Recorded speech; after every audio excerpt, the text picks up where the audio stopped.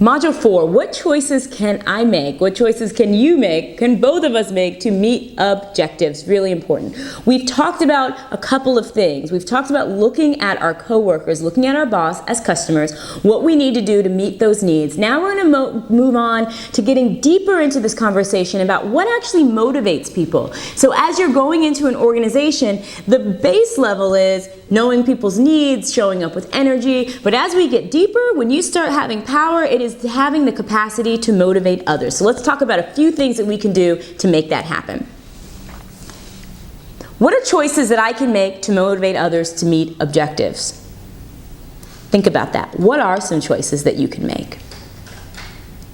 Well, one of the things that you can do is ask people, let's think about what actually motivates other people. So there are some choices that you can make that motivate people, and then you also want to think about in general what things are motivational, right? So here are some behavioral choices that you can make. Number one, you can respond to questions. That's motivating. Why? Because people feel that they're heard. Number two, you can provide really good answers and thoughtful solutions to problems. If you ever asked someone a question and they gave you such a thoughtful solution, what do you want to do? Come back to them for more. Just can't get enough of those good solutions.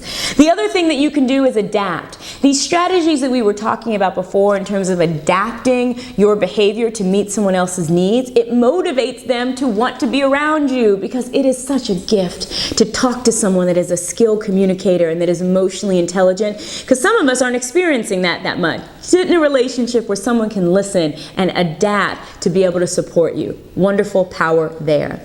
The other piece is engagement. What does it mean to engage? Looking someone in the eye, putting away the technology for just a moment and giving the gift of a listening ear.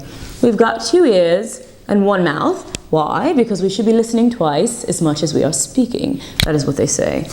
I don't know who they are, but we'll figure that out as we go along. And lastly, communicating with others. One of the most damaging emotional responses in the workplace, do you know it? Damaging emotional responses. Passive aggressiveness. If you don't know what passive aggressiveness is, it looks a little bit like this. I'm in a meeting. I raise my hand to say something, nobody calls on me. So because I notice that no one calls on me, I do this. My behavior is passive aggressive because something happened, and instead of directly approaching it, I have a behavioral response. Everyone knows what's going on, but they're not quite sure why. Another way that passive aggressiveness is very difficult in the workplace is someone may say, are you okay with doing that project? And you say, I'm fine. Yep, no, I'm fine. Yep, well, I gotta do it, it's my job. I'm fine. So you're saying that you're fine, but it's very clear with your face and with your emotions that you have a challenge. And so that's passive aggressiveness. It's damaging because it really is not a motivating factor for people to continue to collaborate and get along. Really important. So what are things that motivate us all?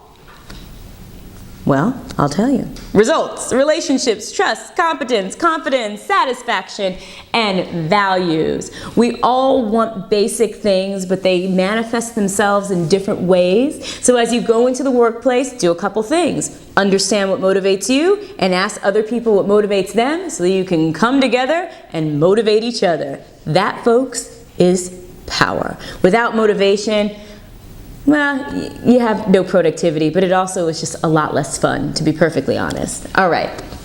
So in action, here is another exercise, tracking choices. In action, tracking choices. Here you go. Do you have a plan for meeting your particular objectives? What deliberate choices do you make each day to support your organization's objectives? Do you plan on a daily basis to track impact on important goals? So are you thinking about what am I doing? How's it impacting important goals? And lastly, this is a good one because it should be on your to-do list. If it's not, let's get it on there. Do you have relationship activities on your to-do list? Many of us just put those technical things, check email, call so-and-so back, do a report. There should also be connecting activities on your to-do list. Really important to think about. All right, moving on. What are some little habits that have big results in your relationship? We've talked about this a little bit before, asking people what motivates them, planning some informal conversations with people, carving out that time. A couple others here, you can go ahead and read your slides that you have available to you. Another really quick thing is remembering important details about others. So we're not just listening to people and connecting in a superficial way, but you're remembering things like maybe someone talked about a challenge, maybe you remember a birthday, maybe you remember a significant event in someone's life. The really good, quick habits that help you to form more meaningful, deeper connections that have powerful, powerful results within your professional network and your professional success journey. Okay. Another quick thing I want to do, track back to say, engage in productive small talk. How many times today have you asked, you like the weather? Yeah, it's pretty cold. How is it in Las Vegas? We have the small talk and it goes on and on and on. Well, you want to make a very quick but powerful shift today? Turn your small talk into some productive conversation. Ask about goals. Share a vision that you have and ask for someone's ideas. Ask for some input. That's a way to sort of make conversations, make a relationship a little bit deeper. All right. So go ahead and read through the rest of your little habits that have big results. What are you going to do? What will you do differently after reading this that will make a huge impact in your world and your life? We're going on to Module 5, folks. I will see you in just a few minutes.